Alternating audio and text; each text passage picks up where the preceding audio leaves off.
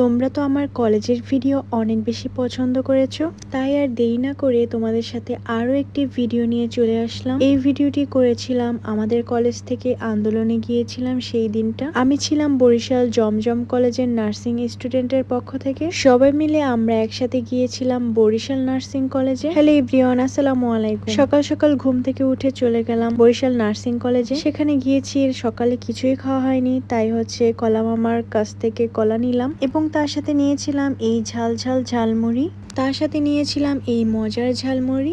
এটা হচ্ছে বরিশাল সরকারি নার্সিং কলেজ। আমরা বরিশাল সকল কলেজের স্টুডেন্টরা একত্রিত হয়েছিলাম ওদিন। আমাদের এদিকে ক্ষুধা লেগে যায় আর আমি কলা কিনে এনেছিলাম, আমার ফ্রেন্ড সার্কেল ওরাও খাবে তাই ওদেরকেও দিলাম।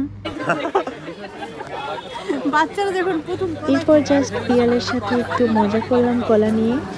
কলা বকদা বকদা লাগে, ভালো লাগে না।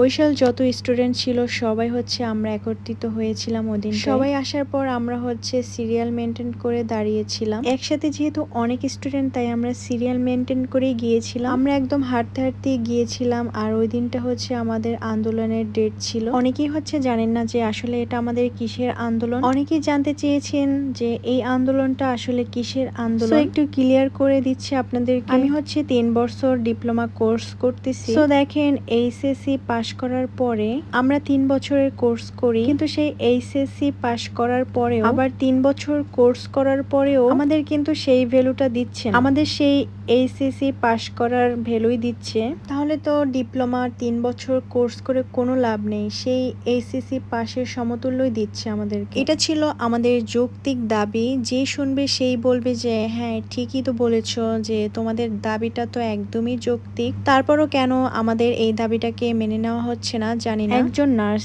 যে কিনা দিন নাই রাত নাই একজন মানুষের সেবা করার জন্য সব সময় প্রস্তুত থাকে। একজন ডাক্তার বা একজন নার্সের হাতেই কিন্তু মানুষের শুরু থেকে শেষ পর্যন্ত তার কাছেই যেতে হয়। তারপরও কেন আমাদের এই অধিকারটাকে মেনে নেওয়া হচ্ছে না জানি না। দেখেন আপনার ছেলে মেয়েও কিন্তু একদিন এই নার্সিং প্রফেশনে এসে পড়াশোনা করতে পারে। আপনি কিন্তু চাবেন আপনার ছেলে মেয়ের একটা সুন্দর ভবিষ্যৎ হোক এই নার্সিং সমাজ থেকে। আপনারা শুনে নেন, ভাইয়া কিছু কথা বলছিল। কিন্তু আমাদের আলটিমেট 48 ঘন্টা ভাতৃকুণ্ড অতিবাহিত হওয়ার পরেও তারা আমাদের এখনো কোনো যেই প্রকল্পটি পাশ হবে বা বাস্তবায়ন হবে তারা এখন আমাদের দিনায়। তাই আমাদের গণজমায়েত আজকে 5ই মে ইন্টারন্যাশনাল মিডওয়াইফারি দিবস। সেই মিডওয়াইফারি দিবসকে আমরা বর্জন করে আজকে আমরা এখানে গণজমায়েত করেছি। আমাদের উদ্দেশ্য একটা, diploma in nursing science and midwifery এবং ডিপ্লোমা ইন মিডওয়াইফারি কোর্সকে ডিগ্রি সমান দিতে হবে।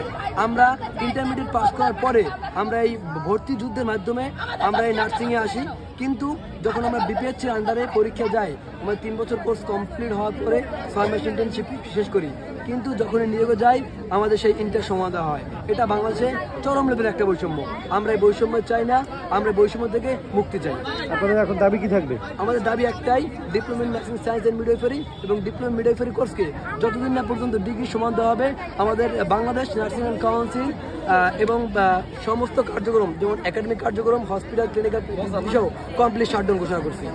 দর্শক আপনারা শুনছিলেন আমাদের আজকের এই জমায়েত হচ্ছে এক দফা দাবিতে।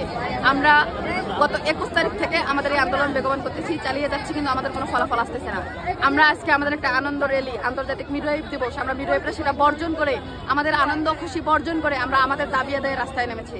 যতদিন আমাদের দাবি আদায় হবে না ততদিন আমরা থামবো না, আমাদের রাজপথেই আমরা থাকবো। আমাদের সকল কার্যক্রম আমরা বর্জন করে রাজপথে এসেছি। এরপরেও যদি সরকারের টনক না নড়ে আমরা পরবর্তী পদক্ষেপ হিসেবে আরো কঠোর কর্মসূচি ঘোষণা করব। যার কারণে আমরা আজকে ডিপ্লোমা ইন মিডওয়াইফারি এবং ডিপ্লোমা ইন নার্সিং মানে সকল বর্ষের শিক্ষার্থীরা আমরা এখানে জমায়েত হয়েছি। আমাদের দাবি আদায় এক দফা দাবি, ডিপ্লোমাকে ডিগ্রি চাই।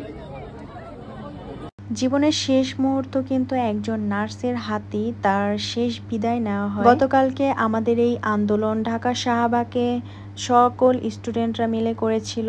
তারা কিন্তু এখনো রাজপথে আন্দোলন করে যাচ্ছে। সো আপনারা পাশে থাকবেন সবাই মিলে, যাতে আমাদের অধিকারটা আমরা আদায় করতে পারি। সো ভিডিওটি ভালো লাগলে লাইক কমেন্ট শেয়ার করে দিয়ে পাশে থাকবেন। আল্লাহ হাফেজ।